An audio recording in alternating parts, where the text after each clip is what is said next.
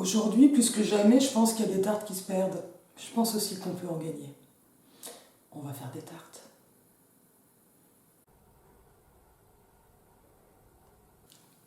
Très concrètement, je suis hyper fatiguée. Il paraît qu'il faut que je prenne soin de moi, donc on y va. On voit ici les fleurs qui m'ont été offertes pour le lancement de mon livre par mon amie Marion, et parce qu'elles sont sorties au livre, ça fait une semaine. Donc ça commence à tirer un peu la gueule. Je vais bien sûr retirer mes bagues, celles que je peux retirer. C'est pas le cas de toutes, il y en a une que je peux pas. Parce que c'est plus hygiénique, et on va faire de la pâte à tarte en papotant, tranquillement. Je me suis retiré mes lunettes parce que je serai plus confort. La recette que je vais faire, c'est celle de ma grand-mère maternelle. Elle est très simple, je vais la commenter au fur et à mesure. Mais grosso modo, les proportions, c'est 1 kg de farine, elle les mélange, moi je m'embête pas comme ça. Une livre d'astra, c'est-à-dire végétale, du sel, un bol d'eau. Et on y va avec les doigts. Ça fait longtemps que je voulais faire une vidéo où je fais à bouffer. Et j'avais vraiment envie de pâte à tarte parce que c'est quand même un plat un peu emblématique. Enfin, c'est pas un plat, c'est un élément de plusieurs plats. Mais très emblématique de notre cuisine familiale. On en fait souvent, quoi. Parce que c'est très pratique et bon, ben voilà, j'ai déménagé. Le décor, en fait, est installé, il manque 2-3 éléments. Mais moi, je suis plus dans le décor, là, je suis un peu à côté. Parce que je suis vraiment fatiguée et que pas mal de choses ont été vraiment en accéléré ces derniers temps. Et j'ai pas le temps de lire, parce qu'en fait, quand je m'assois, je m'endors, ce qui n'est pas propice à la lecture. Mais même quand je suis dans le métro, alors je m'endors pas systématiquement dans le métro c'est pas très confort, mais je suis pas capable de lire en ce moment. Je lis un peu le soir, je lis Les Fous de Bassan d'Anne Hébert, ça me plaît énormément. Mais surtout, quand je pense, c'était un petit truc noir, mais ça, c'était dans la farine. J'en parlerai des Fous de Bassan, c'est à peu près certain. Mais surtout, moi, la nourriture, c'est quand même quelque chose dont je voulais parler de façon un peu plus générale. Alors, parce que moi, j'ai par période, de façon plus ou moins grave, je me le seul. Ce qui va être long, c'est l'étape Astra, vous allez voir. Moi, il peut m'arriver d'avoir des troubles alimentaires. J'ai le couteau, ça m'aide pas. Pour mélanger le sel et la farine grossièrement. Ça, vaut mieux le sortir un peu avant, je ne l'ai pas trop fait. Faites mieux. Faut pas non plus que ce soit fondu. Bon, ben ça j'en ai parlé dans des vidéos, plus témoignages, des choses comme ça. Mais surtout mon rapport à la bouffe, il a vraiment été, et avec la bouffe, pas seulement le fait de manger, mais aussi le fait de préparer à manger, il a vraiment été, j'allais dire renouvelé, genre actualisé, transformé, et en fait complètement déstructuré par le cancer de mon père. C'était un cancer digestif. Donc ça amène quand même des choses pas super fun, les cancers digestifs, surtout au niveau de la digestion, comme son nom l'indique. Il faut vraiment se laver bien les doigts et passer sous les ongles avant. Et en fait, ce que je fais, c'est que je fais des petits copeaux comme ça qu'après j'incorporerai à la farine.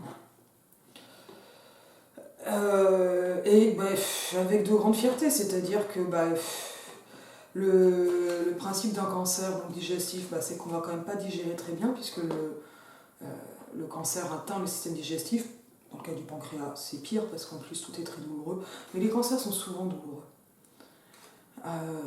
C'est pas normal d'avoir les grosseurs d'un cancer dans le corps. Donc ça appuie sur des trucs, des machins, ça des règles. Voilà. C'est des saloperies, quoi. Je n'apprends rien. Et à chaque fois qu'il allait voir l'oncologue, on disait: ah oui, monsieur, alors vous avez perdu combien? Il dit: ah non, moi je vais avec ma fille, j'ai pris 2 kilos. Et j'étais fière. L'objectif bouffe, on était en train de passer végétarien, on allégeait pas mal la viande, enfin, on se donnait des objectifs bouffe comme ça. Il y avait un objectif trouver les courses pas chères. On n'aurait pas trop aimé l'inflation, mais donc, c'est quelqu'un qui faisait beaucoup, pas les soldes, mais qui regardait dans les trucs à date courte ou tout ça. Alors, comme il n'avait pas de problème d'argent, que c'était des principes de vie, en fait, d'économie domestique, et puis un genre de challenge, quoi, c'était aussi plus fun.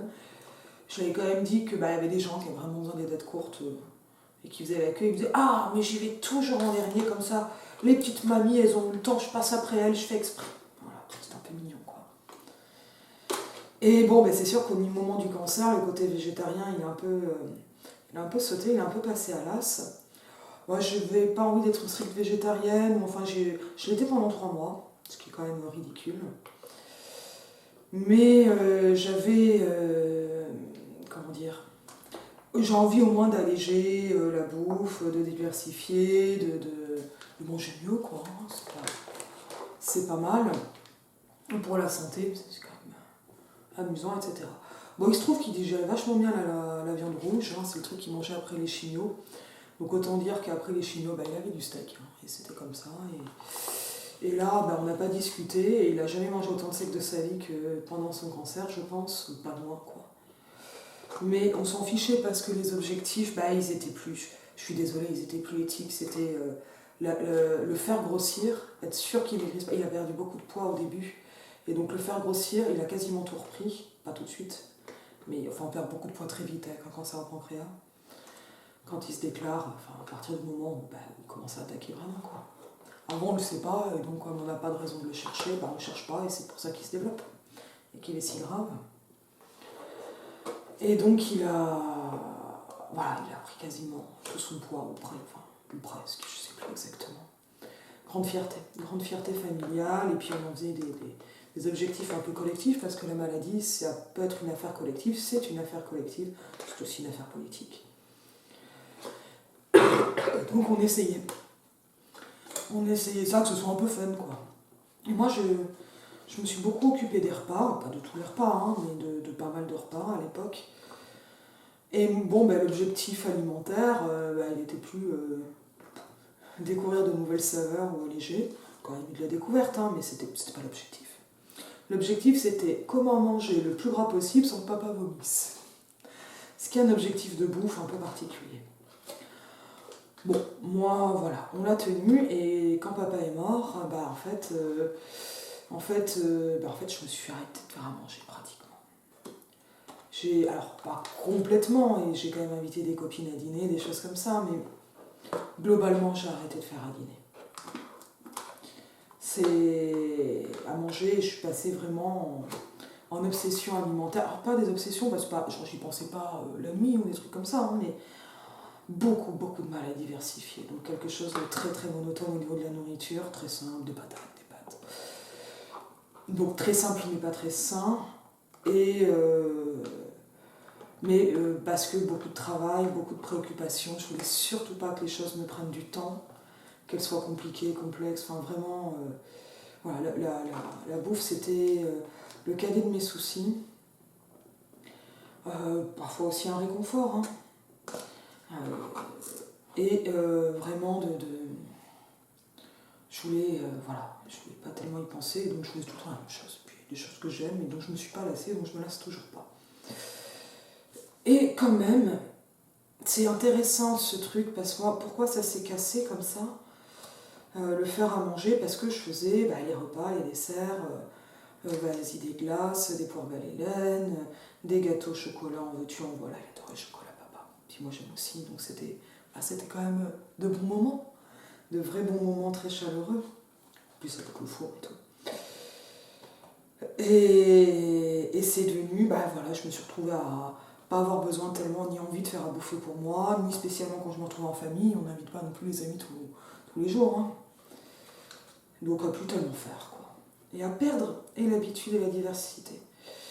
Et ça a même été problématique au début parce que en fait, je me suis sentie très inutile après la mort de papa, et impuissante en fait. Parce que évidemment, c'est pas en faisant, je sais pas moi, du sauté de dinde qu'on sauve les champs. On peut pas lutter contre le cancer, on peut juste accompagner des traitements. On peut pas faire mieux en tant que proche. On peut soutenir, on peut faire de la logistique, on peut faire des choses comme ça, mais c'est peu en fait. Ça prend beaucoup de place, mais c'est très peu. Et puis voilà, c'est devenu un truc, alors que pourtant moi j'ai toujours, non pas toujours, mais j'ai quand même beaucoup invité à dîner, et parfois même pas mal de monde, assez régulièrement, c'est quelque chose que j'aime beaucoup. Et j'ai perdu l'habitude, alors que la nourriture c'est vraiment, quand c'est partagé, c'est vraiment partagé, heureux, et pas une corvée domestique quotidienne, hein. C'est des actes de soins, d'attention aux autres. On peut aller jusqu'à dire d'amour. Après, il faut donner, à mon avis, des sens très larges au mot amour. Quand on a envie de faire manger à quelqu'un, et ce qui est aussi une des raisons pour lesquelles les mamies, quand on reprend les clichés, mais les clichés chez moi en tout cas sont vrais, elles veulent toujours qu'on se resserve. Elles craignent qu'on manque de bouffe. Alors c'est aussi lié dans le cas de mes grands-mères à l'expérience de la guerre, hein, et pour l'une d'avoir connu la faim. Donc ça c'est sûr, hein, que ça rajoute des troubles alimentaires. Nos mamies, elles n'ont pas forcément une diversification, enfin pas tellement sur la diversification, ça, je pense qu'elles peuvent en avoir une plus grande que je sais pas moi, des ados ou des gens qui sont en phase, comme j'ai été. Moi, j'ai pas l'impression d'avoir été dépressive, mais j'ai quand même été dans des phases qui étaient proches de la dépression. C'est normal, c'est le deuil. Ça fait partie des process. La mélancolie, dans deuil et mélancolie, c'est en fait quand le deuil ne s'arrête pas, ne se finit pas. Et le deuil, moi je crois en fait qu'il ne se finit jamais, mais je pense pas qu'il s'apaise, je pense qu'il se révèle moins, qu'il s'engloutit et qu'il y a des moments où il remonte. Moi il remonte, toujours. Mais il remonte pas fort, c'est pas trop dur quand il remonte. Enfin, c'est-à-dire que c'est toujours aussi intense, c'est toujours aussi dur, mais ça dure pas. Voilà. Et ça reste selon les périodes, au moins hebdomadaires, et je dirais plusieurs fois par semaine, voire quotidien, mais sur des moments de 30 secondes, 2 minutes. On vit, même avec des chagrins comme ça se vit. Et donc les choses, voilà, elles sont liées comme ça à ces questions alimentaires, parce que, on le sait, c'est pour ça que, non pas la gastronomie française, mais l'art de table français est au patrimoine mondial de l'UNESCO, si je ne me trompe pas. C'est le fait de partager le repas, de manger ensemble. Et c'est aussi pour ça qu'il y a autant de polémiques autour de la bouffe, végétarisme ou carnisme, où on ne se rend probablement pas compte tout d'abord des dangers de la viande pour la santé. Et je dis ça en n'étant pas végétarienne. J'avais dit dans une vidéo que j'étais végétarienne convaincue mais pas pratiquante, c'est toujours le cas. Je diminue, mais je mange toujours de la viande. Et ça, c'est quelque chose que j'aimerais changer, mais j'attends d'être plus cool en diversification alimentaire et un rapport plus apaisé avec la bouffe. Je suis trop gros copeau, on peut pas y aller avec les doigts après. Et il y a, donc c'est pas pour ça, moi je me rappelle dans la période où j'ai été végétarienne, voilà, comme ça 3 mois, c'est de la rigolade, 3 mois, mais que c'était quand même assez conflictuel, quoi, à table. C'était vu un peu comme un affront, et puis ça a amené une remise en question du rapport à la bouffe qui n'était pas simple.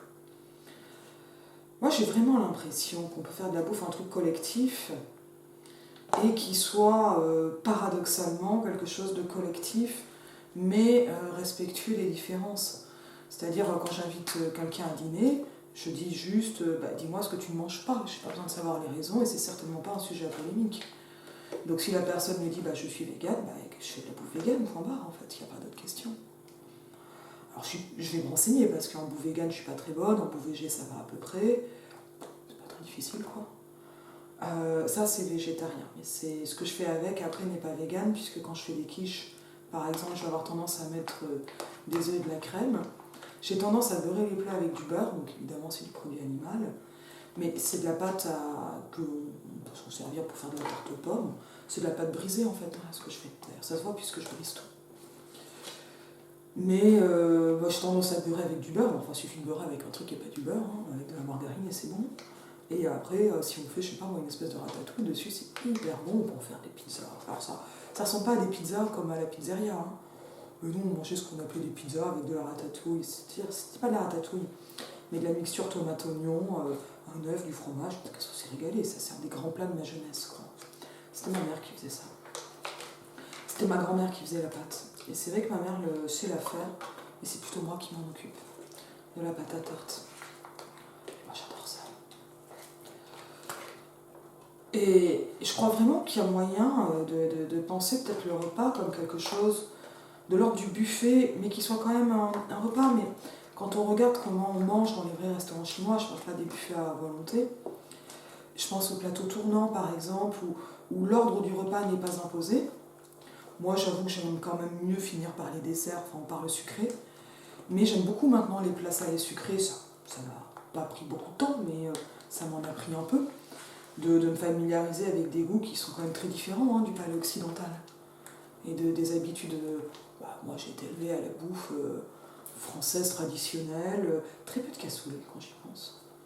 Mais le confit de canard, Dordogne, les saucisses nantis, ce qu'on appelait l'adobe, qui est un genre de bœuf bourguignon, mais sans le vin, enfin, qui est des bœufs bourguignons allégés, la quiche lorraine, les quiches sans pâte. Quiche sans pâte, ça se fait plus trop, c'est très années 80-90. Les tomates farcies, voilà. Et je pense que moi, quand j'invite, alors sur les véganes, je vais avoir tendance à avoir une part végane que je vais essayer de faire majoritaire, ça va aussi dépendre du nombre de gens, de la proportion, tout ça. Mais quand les gens commencent à être végés, surtout si on est plusieurs, genre c'est une quinzaine de personnes ou quoi, je vais avoir tendance à faire tout végé, comme ça c'est plus simple. Parce qu'en fait, c'est quand même pas rare que les gens, on va dire carnistes, mangent végétarien aussi. Ça m'arrive quand même régulièrement, je ne mange pas de la viande naturelle, pas du tout. D'être au restaurant, de prendre, je sais pas, des burgers végés, des choses comme ça. C'est pas à chaque fois, mais ça arrive très régulièrement, quoi. Et j'aimerais faire plus attention pour que ça arrive encore plus. Parce qu'on a un énorme problème climatique, je ne sais pas si vous savez, mais la viande, c'est un énorme facteur de dérèglement climatique par l'élevage. Parce que les vaches, elles pètent. Et parce que c'est quand même dommage qu'il y ait de la famine dans le monde et que on nourrit d'abord des animaux pour se nourrir des animaux, il y a un problème de rentabilité là-dedans. Et qu'il y ait une consommation au moins excessive de viande. Il y a aussi des questions éthiques qui sont assez importantes. Là, j'ai fait tous les copeaux, on va commencer à mélanger. Alors moi je fais tout d'un coup, mais ma grand-mère elle mélange plein de petits bouts de farine différents, elle les change tout le temps, donc elle ne connaît pas les proportions. Moi je n'ai pas industrialisé, mais je suis je suis un peu plus grossière. Le résultat est un peu meilleur chez mamie, mais enfin ça va. Et donc hop, je fais des mouvements comme ça pour effriter le beurre dans la farine. Ça au bout d'un moment ça fait mal aux mains. Mais je crois vraiment que même en gardant un ordre de repas qui permet quand même d'échanger, je parle pas des buffets, des soirées avec des amuse-gueules, des choses comme ça, mais que l'ordre du repas permet quand même de pas mal échanger en étant à table, assis. Enfin, je parle vraiment des repas assis, j'adore être assise pour manger. Moi, je déteste manger debout ou sur une table basse. En plus, je trouve que ça fait mal au ventre. Mais d'avoir peut-être pas le plat unique ou alors des plats uniques plus accueillants qui vont partir d'un dénominateur commun. Ça, c'est quelque chose que Charles Perkins Gilman propose dans Ireland, en fait, d'une certaine façon. Ireland, je rappelle, c'est cette utopie féministe de 1915, qui moi, je pense, est vraiment une utopie, et dans lequel il n'y a pas d'hommes. Les femmes ont fini par se reproduire par ténogenèse, par jeunesse, je n'ai jamais prononcé ça. Et donc, elles sont pas emmerdées, quoi. Et donc, au fur et à mesure des siècles, elles ont mis en place une société idéale parce qu'elle est entièrement vouée à la société elle-même. Et pour que la société, qui n'est pas une essence abstraite, fonctionne, en fait, elle est très concrètement faite pour les enfants. Et l'amélioration permanente de tout, jusque dans les moindres détails. Alors, Irlande, ça a quelque chose d'étouffant, de bien pensant. Ce monde pour enfants un peu puéril. On est super loin du pauvre mec de 50 ans hétérosexuel à la Bec BD. J'ai vu la une de Valeurs Actuelles qu'il faudrait sauver des vilains woke. C'est pas le monde de Bec BD, c'est pas un monde à cocaïne, etc. C'est peut-être un monde un peu étouffant parce que c'est, par exemple, une réflexion que je me faisais il y a quelques temps, on valorise beaucoup moins la transgression aujourd'hui, et notamment la transgression sexuelle pour la transgression, peut-être plus la subversion. Peut-être que le passage d'un vocabulaire de la transgression à la subversion est intéressant, parce que la subversion, en fait, c'est beaucoup plus praticable par les dominants. La transgression, c'est quelque chose qui a du bon. Bon, tuer le père, c'est un peu drôle, on commençait la vidéo comme ça, mais tuer les idoles, la mort de l'auteur chez Barthes, se désacraliser les choses, c'est extrêmement important. Ça, c'est un mouvement, j'en ai déjà parlé dans plein de vidéos, mais qui passe en fait par ce qu'on peut appeler une naturalisation, c'est-à-dire c'est un truc qu'on a déjà chez Spinoza, où les explications se déthéologient, c'est-à-dire que globalement la nature c'est Dieu, mais Dieu est expliqué par la nature, et la nature explique le monde. Ça, encore le retrouver chez Renan, c'est en tout cas un mouvement qui devient extrêmement général au XIXe siècle sous l'influence romantique, donc ça c'est bien après Spinoza, de ce qu'on appelle la naturphilosophie, et qui va amener un mouvement de laïcisation très important, que Marcel Gauchet appelle par exemple un désenchantement du monde. Mais ce désenchantement, en fait, quand on regarde bien, et on le voit mieux avec les féministes radicales qu'avec Marcel Gauchet, il est aussi un mouvement en fait de naturalisation. C'est-à-dire, la nature est le nom de l'ordre, et elle a pris la place des dieux. En fait, ce sont des systèmes d'explication du monde, ou de rationalisation du monde, mais aussi des hiérarchies sociales, qui permettent de ne pas remettre en question les hiérarchies sociales, mais en leur substituant des explications différentes. Ça ne veut pas dire qu'il n'y a pas de mouvements sociaux et qu'il n'y a pas des transformations politiques, sociales très importantes pendant ces années. Mais les structures ne bougent pas. Par exemple, le patriarcat. Et nous, on est dans un moment de dénaturalisation. Ça date. Parce que, et ça c'est une grosse partie de mon postdoc, pour dénaturaliser, il faut comprendre ce qu'on appelle nature, et donc savoir ce qu'on va opposer à nature. Et ça, par exemple, au XIXe siècle, c'est vraiment le bordel. En gros, il n'y a pas d'antonyme strict à nature. On va opposer nature et éducation, mais en même temps, l'éducation, on le voit comme elle est contradictoire, par exemple dans l'Émile de Rousseau, elle est à la fois globalement une intériorité humaine qui va correspondre à une vraie nature, on entend toutes les essences quand on le dit comme ça, bien sûr Rousseau est plus subtil, mais qu'il s'agirait en fait de guider sans en entraver l'épanouissement. On voit bien le vocabulaire floral dans tout ça, c'est pas un hasard. Et en même temps, quand il s'agit de la petite Sophie, à la fin de l'Émile, ben là, la vraie nature de Sophie, elle est sa fonction sociale, servir Émile. Et servir les hommes en général, ce qui ne correspond pas du tout à sa nature profonde à Sophie.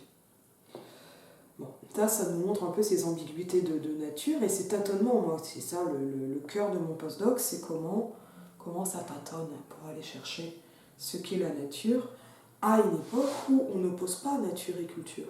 Ça ne commence qu'au début du XXe siècle.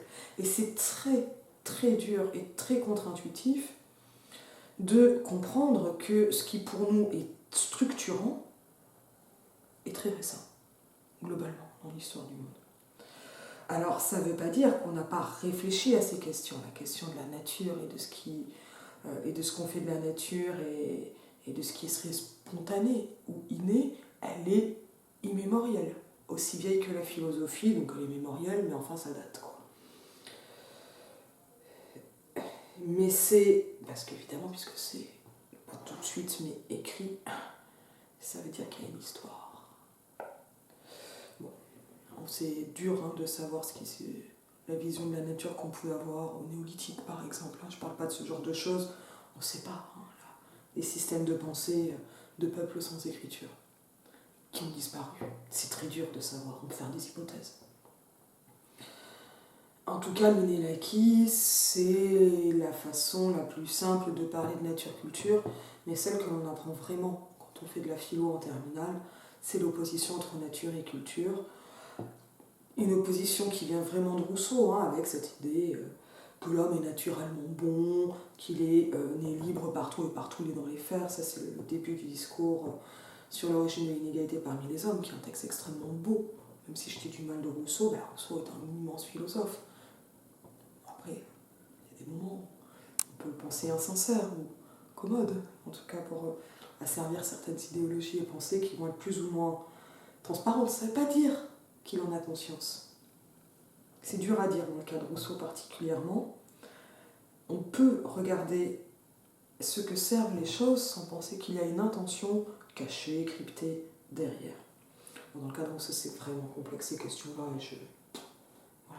J'avais un peu bossé Rousseau, mais pas au point de pouvoir trancher ce dont en fait on s'en fout, parce que les intentions de l'auteur, on se rappelle, on s'en moque.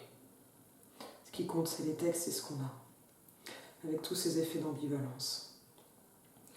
Et donc, cette opposition nature-culture, elle va vraiment se structurer progressivement dans des champs disciplinaires différents, qui eux-mêmes connaissent des révolutions ou des transformations majeures, on va dire plus modestement, tout au long du XIXe siècle et du XXe siècle. C'est le cas de l'anthropologie. Par exemple, un des grands moments pour distinguer nature et culture comme un doublé antonymique, un antonyme conceptuel très fort, c'est le moment où l'anthropologie physique, c'est-à-dire le moment où on mesure les crânes pour établir des races humaines, est remplacée par ce qu'on va appeler l'anthropologie culturelle. Alors des peuples, c'est plus en ethnographie, mais on va cesser de chercher une pluralité des races humaines. C'est le moment où la sociologie devient vraiment scientifique aussi, par exemple, autour de Durkheim. Mais chez Durkheim, il y a encore tout un immense appareil de pensée, c'est pas un dispositif analogique plutôt, autour de la comparaison entre ce que Renan appelait les sciences de l'humanité et les sciences de la nature. Et ça, c'est très long à... C'est-à-dire que cette distinction, elle est mise en place assez tôt au niveau disciplinaire. On trouve déjà des distinctions disciplinaires des différentes disciplines chez Francis Bacon au XVIIe siècle. Mais l'opposition vraiment donc sur les sciences spéculatives, expérimentales par exemple. Mais c'est vrai que cette formulation chez Renan, je n'ai pas regardé à quel point il était précurseur là-dedans, qui fait quand même partie des gens qui ont aidé à grandement théoriser ça, elle permet d'opposer non pas nature et culture, mais nature et humanité, avec ce paradoxe que l'humanité n'est pas dans les sciences naturelles, ou en tout cas que les produits de l'humanité n'y sont pas, mais vont, je vous renverrai volontiers à la vidéo de ma thèse si j'étais moins modeste sur ma thèse, les sciences de l'humanité, ou en tout cas les produits de l'esprit humain, fonctionnent pour Renan sur le modèle des sciences naturelles, c'est-à-dire avec des formes, chez lui pas exactement d'évolution parce que ça serait darwinisme, mais de développement, d'accidents de parcours aussi, il prend en compte les accidents, ce qui est quand même très intéressant. Donc par exemple le déplacement de population, qu'est-ce que ça peut faire aux langues, ça il est évidemment conscient que ça change énormément de choses qu'un peuple se déplace pour X ou Y raison. Mais il va supposer que tout ça fonctionne vraiment comme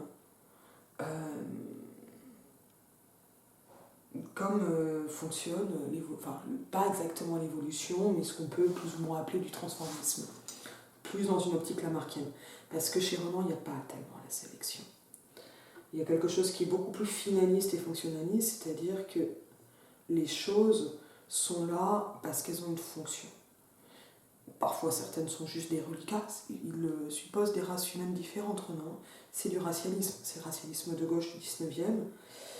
Mais elles vont dépérir une fois que leur fonction aura été accomplie et n'auront plus d'utilité, on va dire, historique. Donc les peuples seront peut-être là, mais ça ne serviront plus à rien, et en même temps, Renan suppose qu'on finira, il a piqué à Gobineau, sauf qu'il est beaucoup plus positif dans cette idée-là, beaucoup plus d'accord avec cette idée-là, il pense que tout finira dans un métissage. Parce que ce métissage, et là on voit bien qu'on est dans un terme de sciences nat, ou en tout cas qui parle des corps, il correspond à ce qu'il appelle la synthèse, qui est une synthèse finale. Et qui correspond, qui est une nouvelle étape du syncrétisme, mais en gros, c'était le bordel, on a bien rangé, c'est l'étape de l'analyse, et à la fin, c'est la synthèse, on a tout bien rangé, tout est à sa place, et chaque chose se correspond et se répond. Et ça, c'est la synthèse. Et dans cette synthèse, où tout se correspond, ça explique pourquoi, en fait, parce que d'abord, on a ce syncrétisme, et les choses vont se différencier et se refusionner. Mais ça, c'est une eschatologie, c'est-à-dire c'est une pensée des fins dernières, vers la fin des temps, un genre de progrès universel permanent. Là, j'ai à peu près frité ça, donc je vais rajouter de l'eau pour bien lier. Voilà, ça va être l'étape super compliquée. Alors, je vais quand même me relever la manche. Alors tout ça, ça nous a amené un peu loin de la bouffe et voilà, mais Bon, globalement, peut-être qu'aussi on passe d'un temps de syncrétisme à l'analyse, à la synthèse au niveau de la bouffe. Et quand je propose des tables buffet avec un ordre qui garderait. J'aurais pas dû le faire au-dessus du placé. En tout cas, il faut le faire vite. Hop, un peu d'eau. Là, ça va coller. Bon. Mais l'idée, c'est, voilà, on arrive d'un service à la française, qui est en fait un service à la russe, hein, qui a été importé en France au 19e siècle, si je me souviens bien. Je crois que j'avais vu ça dans un documentaire sur Escoffier, le restaurateur. Et cuisinier, un grand cuisinier. Évidemment, j'ai jamais mangé chez Escoffier parce que c'est pas mon époque. Papa avait aimé ce documentaire, il me semble. Mais donc, bon, voilà, on va dire à la française, parce que maintenant il est à la française, mais en fait, il vient pas du tout de France. Comme souvent. Qui rythme le entrée, plat, dessert. Alors je crois qu'il y a encore d'autres subtilités hein, sur service à la française, à la russe, etc. Notamment est-ce qu'on sert à gauche, à droite, des choses comme ça, parce que là on parle de repas où les gens restent assis tout le temps. Enfin, on parle pas de la popote à la maison, quoi. Hein. Encore que ça. Et où on va globalement être commensaux, c'est-à-dire partager un repas de façon donc conviviale. Convivial, c'est vraiment ça, c'est qu'on est convive. On est à la même table. Et on le sait que manger ensemble, et à certaines époques, ça pouvait aussi être aller aux latrines ensemble, aux thermes ensemble. Et ça dépend encore des pays aussi. Hein. Tout ça, c'est très variable. On se rappelle que Montaigne préférait chier en public que manger en public, et c'est vrai que, d'une certaine façon, on peut le comprendre, même si je ne partage pas ses opinions. Sur ce point précis, en tout cas, hop là, on y va franco. Mais il y a quelque chose voilà, qui, dans le fait de manger, passe au-delà de la nourriture, alors même que le rapport à la nourriture peut être si complexe et qu'il est pris aujourd'hui dans des enjeux éthiques extrêmement lourds. Et je n'ai même pas parlé des enjeux, on va dire, autour du genre et du féminisme. Là, il y a pas mal de bouquins là-dessus. Féminisme et d'autres. Il y en a un de Nora Boisanoui, je crois que je le prononce mal, qui avait l'air d'être bien, mais d'autres plus anciens. La politique de la viande, je crois que c'est ça la grande référence, mais ça, je suis sûre que des gens vont l'écrire en commentaire. Ça, tout le monde aura la belle référence. Mais en tout cas, on est, je ne suis pas spécialiste de ces questions, hein, mais on voit très très vite qu'il y a quelque chose aussi d'extrêmement... enfin, la nourriture et le repas partagé sont évidemment traversés par les structures sociales et les rapports de domination sociale. On ne partage pas la table entre hommes et femmes, ou femmes et hommes partout. Les enfants n'ont acquis le droit de parler à table que récemment. L'ordre de service a changé. Qui se taille, comme on dit, la part du lion, qui sait qui mange le mieux et comment. De toute façon, c'est très simple pour le savoir. Il suffit de regarder les courbes de poids, de taille des uns et des autres, et de voir aussi en fait, qui meurt de la famine en premier quand il y a des famines. C'est les femmes et les enfants. Donc c'est bien qu'ils n'ont pas accès à la nourriture d'une façon égalitaire. Enfin, je ne vous dis pas que les hommes ne meurent jamais de famine, hein, mais ce sont les premières victimes. Alors même que ce sont les personnes qui ont les besoins alimentaires les plus forts. Ah oui. Notamment quand on est dans des zones à famine, en général, on n'a pas trop de contraception non plus. Les grossesses, hein, ça bouffe. Hein. Les mômes qui grandissent. Donc il y a quelque chose qui est profondément social dans l'accès à la quantité et à la qualité de la nourriture, et on sait qu'aujourd'hui passe notamment par le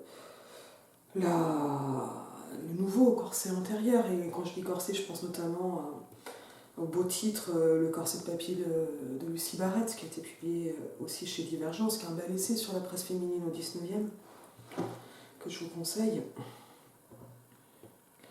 Hop là, c'est la phase merdique avec des grumeaux partout. Mais à un moment, ça va se faire. Ça, c'est génial quand ça arrive. C'est la magie de la patate tarte. En tout cas, voilà, l'accès est différencié. Et là, on est dans une société où globalement, alors ça devient moins vrai, mais ça n'a jamais été vrai pour tout le monde, mais en ce moment, ça l'est encore moins avec la très dure inflation qu'on a en ce moment. Donc il y a des gens qui commencent à sauter des repas depuis plusieurs mois pour faire face à cette inflation. Donc ils réduisent le part alimentaire, donc ils ont faim. Ils mangeaient pas plus pour le plaisir, quoi. Et les étudiants qui font la queue devant les épiceries solidaires et pour les repas à 1 €, c'est pas par plaisir parce qu'on veut faire la queue, ou par économie, c'est par besoin. Il faut rappeler 2-3 évidences comme ça, même si je suis en train de faire de la patate tarte. Et alors j'en étais à ça, ce corset, voilà, ce corset de papier, il est aussi un corset intérieur qui va passer par les régimes. Et donc la grossophobie sociale, intériorisée des femmes, mais qui vient pas de nulle part, et qui est pas juste je me compare à l'image et je suis un peu bébête, qui va aussi avec les oh t'es une belle plante, dommage que tu débordes du pot. Merci mon ex. Ce genre de truc. Si ça c'est pas de la pression, c'est quoi? Avec ce truc génial de faire un compliment négatif pour bien péter l'estime de quelqu'un. Ça sert à ça. Faut pas rêver, ça sert à ça. Ça sert pas à faire une blague. Faites ce genre de blagues aux gens qui vous les font. Vous allez voir, en fait, ils ont pas tellement d'humour. Ne le faites pas votre patron.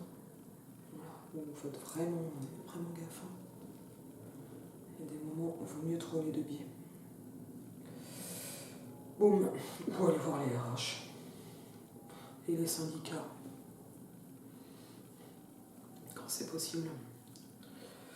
Donc qui fait que dans les restrictions à la bouffe, il y a aussi, et ça, entre les violences sexuelles, mais aussi cette pression nouvelle sur la minceur, et qui est analysée par nous de féministes comme un des éléments du backlash.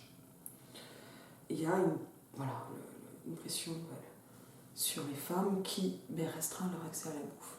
Alors je crois qu'il faut dire un mot de ce qu'on appelle l'hypothèse de Priscille Touraille, qui suppose qu'en fait les inégalités de taille et de poids entre les femmes et les hommes sont acquises par une évolution anti-logique, en fait, ou illogique, parce que les femmes plus petites et plus minces ont plus de mal à accoucher. Donc, normalement, on sélectionne des avantages. Là, on aurait sélectionné un désavantage pour des raisons sociales. Alors, je sais que cette hypothèse, elle est controversée, je ne rentre pas dans le détail des controverses. Je la trouve très intéressante, en tout cas, parce qu'elle est très parlante de ce rapport différencié à la bouffe, dont on imagine bien qu'il est millénaire, et puis qu'on retrouve dans un rapport différencié aux terres, aux richesses, aux moyens de production. Est-ce que le féminisme est là pour qu'il y ait une égalité d'accès aux différentes ressources, en gardant le même système? Ça, c'est un féminisme qui serait compatible avec le capitalisme. Est-ce que le féminisme doit réfléchir et participer au moins à mettre en place de nouveaux systèmes de production? Je pense. C'est plus compliqué à mettre en place. Est-ce qu'une meilleure gestion dans un mauvais système est meilleure? Un peu, mais c'est quand même pas top. En gros. Mais ça, là, on est vraiment dans des débats politiques lourds. Donc ça, c'était l'hypothèse de Priscille Touraille, qui a fait grand bruit, il y avait eu un débat, et des docus sur Arte et tout. Et elle est passée sur France Culture, des choses comme ça. Je la trouve très intéressante, cette hypothèse, parce que quand on parle de nature-culture, elle nous montre comment des phénomènes culturels, c'est-à-dire, on va dire, arbitraires, humains, il n'y a pas que les humains qui ont des cultures,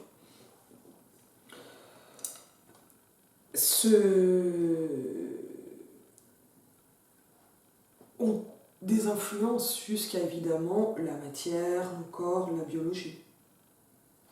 Bon, de toute façon, il y a plein de plastique dans vos corps. Et de nanoparticules, et de particules de plastique, un peu de mercure, des pesticides. Oh, ça reste naturel. La nature elle-même n'existe pas. Et quand je vous disais tout à l'heure qu'on sort du naturalisme, philosophiquement on en sort avec par exemple l'ouvrage qui a fait date et qui est très important, Par-delà nature et culture de Philippe Descola, qui est professeur d'anthropologie au Collège de France, et qui montre bien toute la relativité, le relativisme, c'est-à-dire, c'est une convention parmi d'autres en fait, de cette séparation nature-culture, ne serait-ce qu'au sein de l'humanité. Et parce que, en biologie, comme en sociologie, qui sont des disciplines miroirs en fait, mais pas forcément, donc là les analogies de l'une à l'autre sont quand même beaucoup plus rares qu'au XIXe siècle, parce que la sociologie s'est constituée maintenant indépendamment de la biologie. J'ai pas dit contre. Vivre sa vie dans son coin, c'est pas être contre, c'est vivre sa vie. Hop là, petit peu, on y remet, on y est presque. Tac. Et donc c'est... Voilà, on est en train de vraiment, je pense, mesurer la complexité de ces rapports nature-culture. Et en même temps, on a des phénomènes très antagonistes sociaux qui se produisent entre, par exemple, la recherche de trauma en épigénétique. Donc l'épigénétique, c'est le retour de la théorie de l'hérédité des caractères acquis, c'est-à-dire qu'un accident de parcours pourrait passer à votre descendance. Alors, ce que testaient les naturalistes du XIXe siècle, c'est si on coupe la patte du lézard, ou plutôt sa queue, est-ce que les descendants du lézard vont naître avec la queue coupée? Et globalement, si ça ne touche pas les gonades, on n'a pas de problème sur la descendance pour les caractères acquis. Mais en fait, l'épigénétique commence à voir qu'il pourrait y avoir du trauma. Alors l'épigénétique, en fait, ça ne touche pas le génome, les gènes proprement dit, mais ça touche la façon dont les gènes s'expriment. C'est vachement plus subtil. Et à ce niveau-là, les traumas pourraient, selon certaines hypothèses, altérer l'expression génétique des gènes. Et donc, le trauma pourrait être acquis. Bon, mais ça, c'est des hypothèses que faisait déjà d'une certaine façon la psychogénéalogie à des échelles plus familiales, globalement. Et ce sont des questions extrêmement importantes, parce que là, on parle des descendants et descendantes des esclaves, par exemple. On parle des descendants et descendantes de personnes qui ont connu la Shoah ou d'autres génocides. Et aussi, potentiellement, des femmes.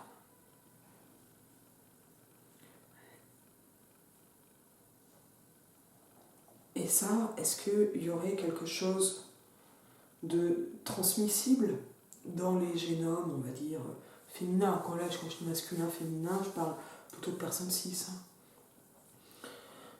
Mais pas d'essence, quoi. Je prends juste les grands schémas et la stat. Moi, je trouve ça assez effrayant à plusieurs niveaux. C'est effrayant si ça touche à ce point-là nos intériorités d'une certaine façon. Mais en fait, l'idée même d'intériorité est un mythe. Donc il faut s'en débarrasser, mais je n'ai pas dit que j'étais parfaite.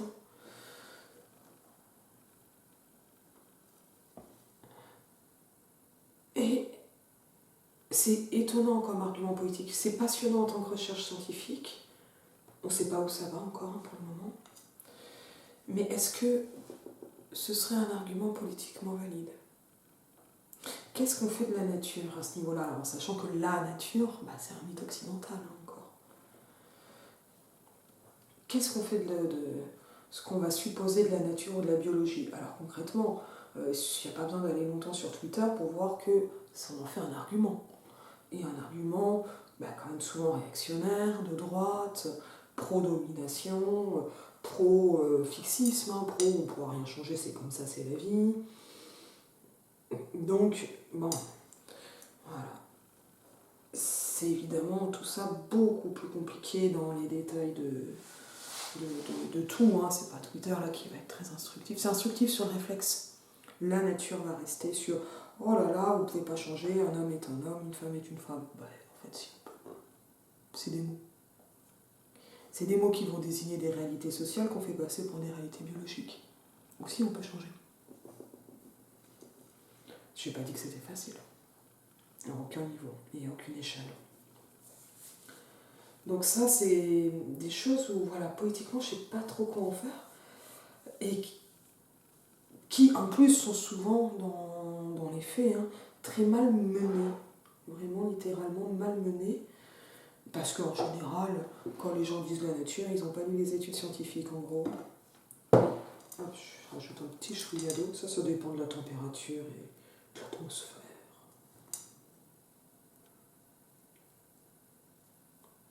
Mais il ne s'agirait pas non plus de nier les expériences du corps. Et c'est bien pour ça que manger ensemble, puisque, bon, on a compris que c'était une vidéo en désordre, hein, mais que des expériences corporelles, individuelles, même collectives, hein, je sais pas, des expériences de migration de tout un peuple, sont des expériences fondamentales aussi. Mais la question, finalement, c'est qu'est-ce qu'on en fait? Quelle place on laisse à ça? Ah, je reparlais de Hurland parce que Hurland, contrairement aux dystopies féministes comme Chronique au pays des mers, qui quand même vire bien en dystopie, ou d'autres textes de ce type, ou Les filles d'Egali, c'est un texte qui essaie d'être vraiment une utopie féministe. Et qui n'est pas fondé sur ces espèces de rituels autour des règles, de la fécondité. Alors si, ça y est quand même. Mais j'ai trouvé que tout était plus simple dans Hurland. Mais tout est plus simple parce qu'il n'y a pas, on va dire, d'altérité, si on prend un grand mot de la philosophie. C'est-à-dire qu'en fait, ce sont des étapes importantes, mais elles n'ont pas dans les femmes de Hurland, elles n'ont pas réellement de problème immédiat d'extinction ou de crainte de ça, comme elles l'ont dans Chronique au pays des mers. Et ce qui est sacré, c'est la maternité, c'est pas la biologie féminine. Et en fait, ce qui est sacralisé, ce sont les enfants, donc les petites filles, parce qu'il n'y a pas de garçons. Dans Hurland, alors qu'il y en a dans Chronique au pays des mers. Il y en a moins, mais il y en a. Moins que de filles, je veux dire. Et ça, c'est très très intéressant de se dire, Hurland qui a l'air d'être très essentialiste et qui a bien des défauts en tant que texte, je ne dirais pas que ça y est, on a trouvé le paradis féministe avec Hurland, je ne suis pas sûre que ça fasse rêver tout le monde. Et qui part sur une hypothèse qui est quand même dure à appliquer, hein, un monde sans hommes et fondé sur la reproduction spontanée. Et non, mais je ne crois pas qu'il y ait de... Je ne sais plus comment elles se reproduisent, mais il n'y a pas de truc avec... au départ, les voyageurs pensent qu'il y a des hommes cachés à qui on soutient leur sperme et tout, enfin, tout c'est... Mais il n'y a pas, en fait. Il n'y a juste pas d'hommes. À part les voyageurs, bien sûr, mais c'est un monde sans hommes. Vraiment. Et pas à domination des hommes. C'est tellement plus reposant. C'est fatigant de dominer. Donc ça fait quand même des choses assez surprenantes. Moi, je suis dans des réflexions en cours, et puis là, vraiment, on va dire au fil de l'eau, comme on dit. Je sais pas à quoi encore peut sembler l'utopie féministe, mais ce n'est donc pas le fait d'être enceinte, mais ce sont les enfants qui sont célébrés, et pour qui tout est fait dans le domaine, enfin dans le royaume, ou le pays plutôt, de Hurland. Et je trouve que c'est une si belle idée, mais pas par un amour démesuré des enfants ou ce genre de choses, mais on est dans une société, alors bon, elles ont évacué les maladies super facilement, parce que genre comme tout va bien, mais il n'y a plus de maladies, bon voilà, c'est un peu facile, mais c'est une utopie, hein, on peut quand même avoir quelques libertés. Hein. Mais les femmes de Hurland vivent pour leurs enfants, mais ce qui est si beau, vraiment si beau, c'est l'idée que le dénominateur commun doit aller au plus faible de la société. Et on en est si loin, mais si loin. J'entendais dans un podcast féministe, je ne sais plus du tout lequel, l'idée, très belle, hein, qu'il fallait que si dans les entreprises, les RH prenaient en compte les besoins d'une femme célibataire, d'une mère célibataire, ça serait beaucoup plus simple pour tout le monde. Et pas seulement pour cette mère célibataire, c'est-à-dire de finalement prendre en compte la personne qui galère le plus. Peut-être que c'est sympa de le dire comme qui galère le plus et pas juste plus fragile, pour sortir aussi l'idée d'une fragilité des enfants. Ça aussi c'est un débat compliqué. Pour mettre en place une société qui, là, pour le coup, serait véritablement inclusive et sans distinction. Alors, je l'ai dit, c'est une société qui est beaucoup plus petite, les maladies disparaissent, il n'y a pas vraiment de handicap à Irlande, hein. Voilà, c'est une utopie. Mais je trouve que c'est une si belle idée, parce que on l'entend tout le temps, si le métro était inclusif, c'est-à-dire déjà accessible aux personnes en fauteuil sans aller beaucoup plus loin, ça serait plus simple pour les poussettes et souvent beaucoup moins fatigant en fait, à beaucoup de niveaux. Et en tout cas pour les personnes valides, ça ne serait pas un plus gros effort que de rendre autre chose accessible, que de rendre une chose accessible à d'autres plutôt. Tout comme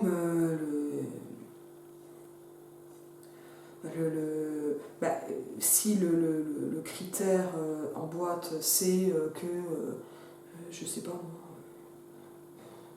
un prénom lambda, voilà, qu'une telle, ça sera aussi bien, si je ne veux pas vexer qui que ce soit. 3 mômes, donc il faut qu'elle s'occupe, donc il faut ci, ça, c'est quand même vachement plus simple pour tout le monde. Ça permet aussi, par exemple, aux pères dans les couples les plus standards, de s'occuper de leur môme, puisque c'est fait pour. Et ça ne veut pas dire qu'on ne bosse pas, ça veut dire qu'on s'adapte aux besoins des gens. Mais c'est des besoins, en fait, c'est-à-dire que si on prend le plus fragile comme dénominateur commun, eh bien, on ne fait pas une exception du plus fragile qui peut lui être reproché. On ne le fait pas sortir d'un régime de droit commun, en quelque sorte. On fait plutôt de sa situation quelque chose qui irait vers le droit commun, alors avec des améliorations permanentes, mais ça, Irlande le montre bien aussi, que les choses sont tout le temps en amélioration à Irlande et tout le temps réfléchies pour être améliorées, sans orgueil. Ça fait bien fou aussi de l'imaginer. Et imaginer pour le bien collectif des générations futures. Donc, elles peuvent se sacrifier s'il faut la suite. Et il y a notamment le renoncement de certaines à la maternité. Elles ne peuvent pas tout avoir des enfants. Parce qu'il y a quand même des restrictions pour le bien commun. Et la maternité, elle est en fait partagée et en fait fonctionnalisée. Non pas pour partager les enfants parce que chaque mère voudrait avoir son enfant, mais parce que c'est ce qui permet, en ayant des mères professionnelles, d'avoir les meilleures mères possibles, qui ne sont pas les uniques mères, ça efface pas les mères biologiques de l'équation. Alors ça, c'est des choses qui ne sont pas, dans mon souvenir, immensément développées dans le texte. C'est marrant parce que moi, je l'ai vraiment relu, et c'est un texte auquel je pense beaucoup ces temps-ci, et que je trouve vraiment touchant dans ce souhait-là. Je ne dis pas que les réalisations d'Orlande, il faut les suivre, mais voilà, sur la bouffe, il y a quelque chose dans le soin des autres qui passe par tout le monde va s'adapter à la situation de la personne pour qui il faut s'adapter, mais sans que ce soit présenté comme un privilège ou une faveur qui serait faite à cette personne-là et qu'on va en plus appuyer. Non, juste ça devient le dénominateur commun, le standard sera celui-ci. Ce qui ne veut pas dire, alors dans Irlande c'est toute la société qui est fondée pour les enfants, mais ce qui ne veut pas dire qu'il n'y a pas des moments où il n'y a pas d'enfants. Bien sûr que non, parce que de toute façon ça ne serait pas adapté pour eux. Et j'aime énormément cette idée parce que, en fait, c'est pas uniformiser les choses. Surtout, si on reprend l'exemple de la bouffe, on ne bouffe pas tous les jours, alors si on est vegan, on bouffe tous les jours vegan, mais on ne bouffe pas tous les jours la même chose, ni avec la même personne. Donc les adaptations ne sont pas toujours les mêmes, c'est génial comme renouvellement. Alors je ne veux pas dire que c'est génial par exemple d'avoir des allergies alimentaires ou des cancers digestifs. Voilà, ça c'était pas les challenges de bouffe le plus fun, hein, c'était plus drôle de faire, je sais pas moi, un repas jeu vidéo, ça c'était marrant. Ça fait longtemps ça. Mais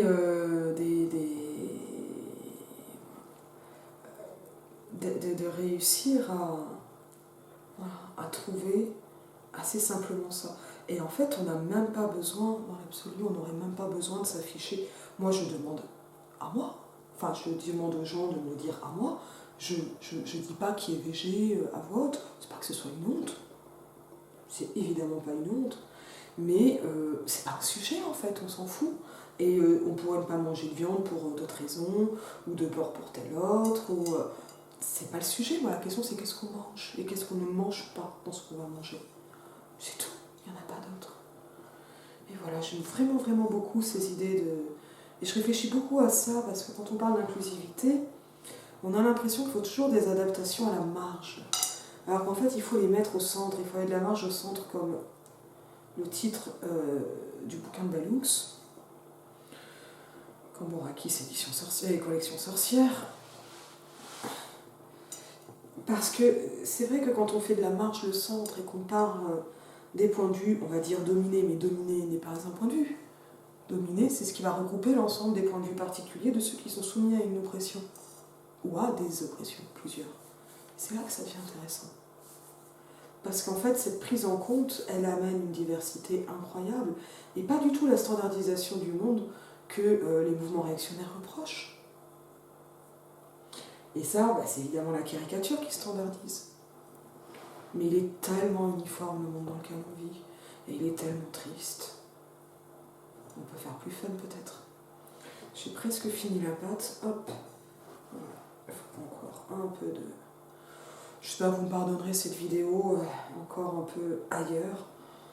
Vraiment, la bibliothèque est finie, mais il reste 2-3 trucs, et je suis tellement fatiguée que je n'arrivais pas à choisir un livre. Par contre, j'avais très envie de faire de la pâte à tarte. Alors comme ça, et c'était déjà venu comme idée de parler de bouffe comme ça. Moi, j'aime bien l'idée de on peut tous manger, peut-être pas dans la même assiette parce que moi je partage pas trop, mais voilà, il y a des moyens de partager les repas, voilà, de s'adapter à tout le monde et que ce soit pas un problème en fait. Que ce soit des aménagements, qu'il y ait des complications. Alors après, avec cette question de qui fait le repas, et que ça serait bien aussi que ce soit pas toujours les mêmes personnes qui s'adaptent à tout, et qu'il y ait les connaissances, et même, j'ai envie de dire, le savoir-vivre, de poser les questions, ou de savoir, ou de prendre en compte. Et bien sûr, quand on a, je voyais sur Twitter, quelqu'un qui disait je dois recevoir des amis, et je leur ai déjà demandé voilà, les problématiques alimentaires, et ils me répondent la veille, allergie aux noix et aux noisettes, ou même les traces. C'est mieux de prévenir avant, surtout quand la question est posée, quand même, c'est plus simple. Voilà. C'est aussi ça, voilà, les particularités.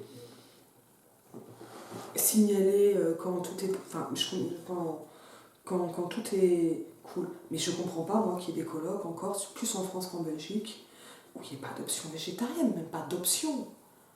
Et en vrai, je ne comprends pas que ce qu'on mange en colloque ne soit pas strictement végétarien, ou quasi exclusivement végétarien. Je ne comprends pas. Je veux dire, c'est quand même... En plus, on le sait, hein, les buffets de colloque, les trucs comme ça, c'est c'est souvent beaucoup de gâchis, c'est rare qu'on finisse. Alors, je ne dis pas que c'est jamais récupéré derrière, mais voilà, c'est très rare, hein, sauf quand, je sais pas moi, les sandwichs sont comptabilisés, c'est très rare. Donc, bon, qui est pas... moi, je veux dire, j'ai des copines végétariennes ou véganes qui resteront végétariennes ou véganes, hein, qui vont pas être flexibles là-dessus, parce qu'il y a un moment, quand c'est ton mode de vie, c'est ton mode de vie, point barre. Hein. Et qui se ramènent les gamelles de pois chiches en coloc parce que savent qu'elles ne mangent pas sinon. C'est quand même hallucinant, je veux dire, aujourd'hui de ne pas avoir de vraies options véganes, systématiques. Et je dis pas d'avoir des colocs intégralement véganes, hein, mais je trouverais ça bien en fait. Mais ne serait-ce ne pas avoir d'options véganes dans les restos, végé, au moins végé, partout, c'est très choquant. C'est très très choquant. Et ça devrait être choquant pour tout le monde, parce que ça veut dire, on dit toujours les wok sont excluants, cancel culture. Non, ce qui est excluant, c'est d'imposer le menu unique, de refuser le menu végétarien une fois, 2 fois, 3 fois par semaine à la cantine. Et surtout parce qu'il ne faudrait surtout pas permettre aux petits musulmans, c'est souvent eux qui sont visés, et les petites musulmanes de manger une vraie alternative au porc, quoi. Enfin, mais quel monde d'exclusion, quel monde infâme, à tous ces niveaux-là. Voilà, hop, hop, et donc là, on va commencer à la laisser reposer. La règle, c'est, voilà, donc là, hop, on la brise, et à un moment, on va arrêter de la toucher. Tac. Donc là, je fais une belle boule dans le plat, je vais vous la montrer après. Ensuite, je vais la laisser, en général, je la recouvre, des fois j'ai la flemme, genre film alimentaire, des trucs comme ça. Ça dépend un peu si le frigo il pue ou pas aussi. Bien sûr, quand il pue, il faut le laver. Quand il y a des trucs qui puent. Et c'est le genre de choses qui attrapent les odeurs, donc on évite. Hop, on va faire un petit coup. Et de plus en plus délicatement. Et donc là, normalement, j'ai de quoi faire 5 fonds de tarte. 5-6, ça dépend comment je découpe. Et de mes plats. Et évidemment, je ne vais pas manger 5 tartes demain, donc ça repose 24 heures au frigo. Donc je peux en faire dès demain soir. Ouais, si c'est 20 heures, ça marche. Elle va un peu gonfler doucement, après avoir été bien malaxée comme ça. Alors qu'il n'y a pas de levure dedans, là vous avez tout vu. Enfin, je ne sais pas si vous voyez beaucoup, mais hop là. Allez, encore dans l'autre sens. Et là, ça va être bon. Donc, on est passé de je fais des copeaux à j'ai les mains gluantes. Ah, il y a une boule de pâte dans le plat qui est apparue. C'est magique quand même ce qu'on peut faire avec ses doigts. C'est vraiment beau en fait. C'est ça aussi qu'il faut dire, la nourriture, c'est de la chimie, ça on le sait. C'est pour ça qu'on fait de la mayonnaise en chimie, en L, enfin en tout cas, il me semble que les copines faisaient ça quand j'étais au lycée, moi j'étais en S. Je faisais du savon, c'était plus compliqué les triglycérides.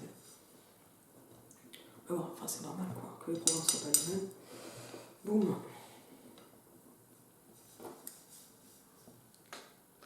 Et après voilà, je la redécoupe et je la fous au congèle. Et je la sors en avance du congélateur. On part sur une vraie vidéo la semaine prochaine. Normalement, j'aurais pu recommencer à lire. Et je vous dis à bientôt.